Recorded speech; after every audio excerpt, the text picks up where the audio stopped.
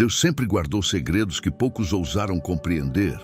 E entre eles está um versículo de Gênesis que foi praticamente apagado das interpretações tradicionais.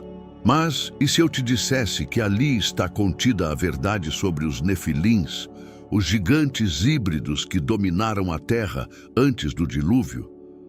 Você pode achar que conhece a história da Arca de Noé, mas a verdade é muito mais profunda, perturbadora e, sobretudo, proibida.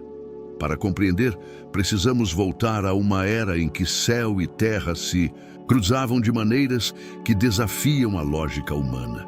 Os Nefilins não eram meros homens grandes ou heróis lendários, como algumas tradições tentam suavizar. Eram o resultado de uma transgressão cósmica, de uma união entre anjos caídos e filhas dos homens. E esse versículo nos revela exatamente quem eles eram. Imagine por um momento um mundo corrompido por seres cuja força ultrapassava qualquer compreensão, cuja influência transformava corações humanos em vasos de maldade pura. Cada ação, cada pensamento da humanidade daquela época estava permeado por esse poder híbrido que não pertencia nem à terra nem ao céu, mas ao caos primordial. Esse é o cenário em que a história do versículo proibido se desenrola. E ele não é apenas uma curiosidade acadêmica. É a chave para entender por que o dilúvio foi inevitável. Você sente a tensão no ar, como se estivesse observando silenciosamente o mundo se inclinar à beira do abismo, sabendo que apenas um homem, Noé, caminhava com luz em meio à escuridão. A narrativa que vamos explorar não é simples. Ela é sensorial, visual, quase palpável, como se cada palavra pudesse recriar a atmosfera de terror e reverência que permeava aqueles dias.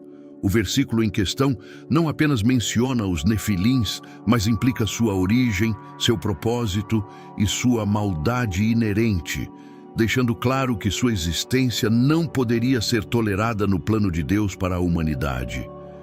Enquanto os anjos caídos observavam, sua descendência espalhava corrupção e medo, e o mundo começava a perder a capacidade de discernir entre o bem e o mal.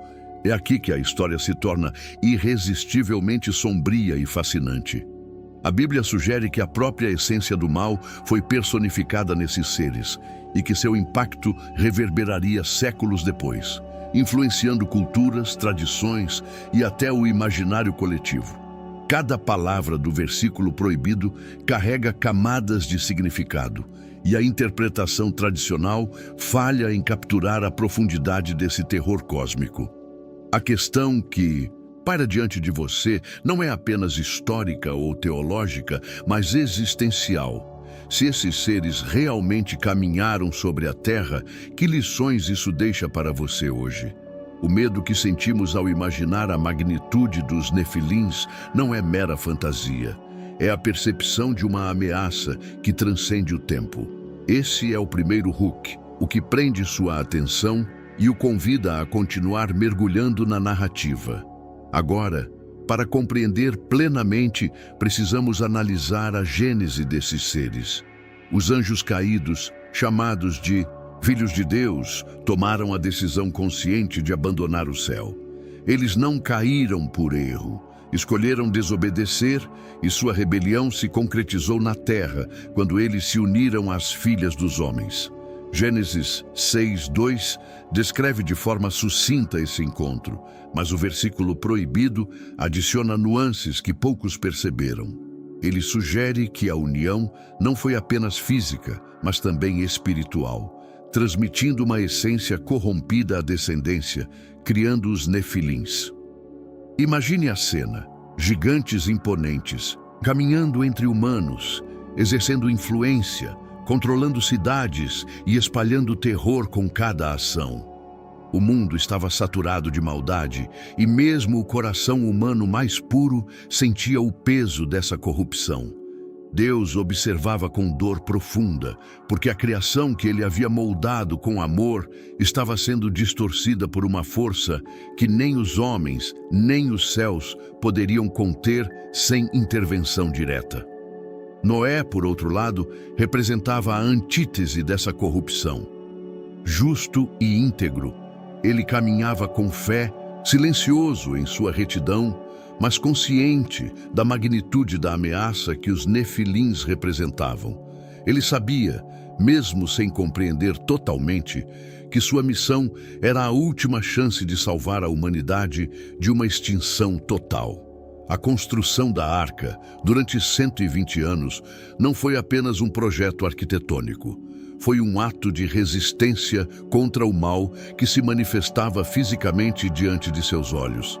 Cada madeira que ele cortava, cada prego que cravava, simbolizava uma pequena vitória sobre a corrupção que se espalhava pelo mundo.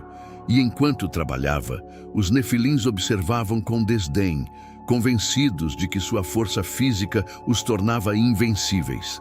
Mas a verdade é que nem mesmo eles poderiam escapar do julgamento divino que se aproximava. Os textos apócrifos, como o livro de Enoque, aprofundam ainda mais essa narrativa. Eles descrevem os anjos caídos, ensinando segredos proibidos aos humanos. Magia, astrologia, metalurgia. Cada conhecimento transmitido era uma arma de corrupção, e cada ação dos nefilins amplificava a influência da maldade na terra. Você pode quase sentir o peso desses ensinamentos, como se a própria atmosfera estivesse impregnada de energia sombria. O versículo proibido de Gênesis, quando lido à luz desses textos, revela que os nefilins não eram apenas gigantes, eram agentes ativos de uma trama que buscava subverter a ordem divina. A escala da narrativa aumenta e você começa a perceber que o dilúvio não foi apenas uma punição, mas uma cirurgia cósmica, um reset, necessário para restaurar o equilíbrio entre o bem e o mal. Imagine a água subindo, engolindo as cidades, apagando a corrupção, enquanto Noé e sua família permanecem no centro seguro da arca. A tensão dramática aqui é máxima. O mundo inteiro à beira do caos, e apenas aqueles alinhados à justiça sobreviveriam. O clímax se aproxima e você sente a antecipação crescendo, porque cada detalhe, cada referência, cada citação bíblica e apócrifa converge para uma única verdade. A exclusão dos nefilins da arca foi inevitável, mas a história não termina com o dilúvio. Quando Moisés enviou os espiões à terra prometida, o medo dos gigantes persistia. Números 13:33 menciona que viram os nefilins e se sentiram como gafanhotos diante deles. Essa é a prova de que a influência desses seres transcendeu gerações, tornando-se um símbolo do mal e da corrupção inata que desafia até mesmo os corações mais puros. A narrativa do versículo proibido não só expõe quem eles eram, mas também nos obriga a refletir sobre a natureza humana. Até que ponto a corrupção pode se infiltrar e quem, como Noé, escolhe caminhar com integridade apesar do caos. Aqui, você sente a combinação de medo, fascínio e privilégio. Medo do que eles eram, fascínio pelo proibido e a sensação de que agora conhece um segredo que poucos ousaram investigar.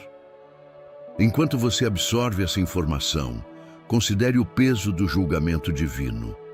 Os nefilins foram apagados, os anjos caídos condenados, e Noé tornou-se o símbolo de esperança e renovação.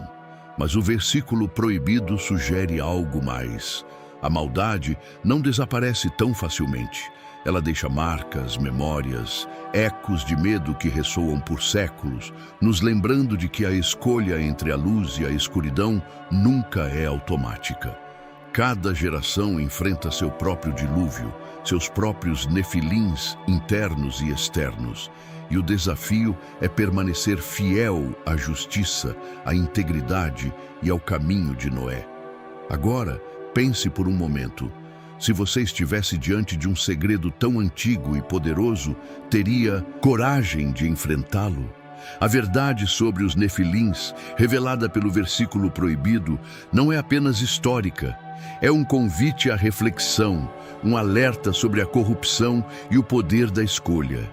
E se você quiser continuar explorando esses mistérios ocultos, deixar suas teorias nos comentários, se inscrever para não perder nada e deixar seu like, você estará entrando no círculo daqueles que conhecem a verdade que muitos tentaram esconder. Porque a história dos Nefilins continua viva e o conhecimento é a sua primeira arma.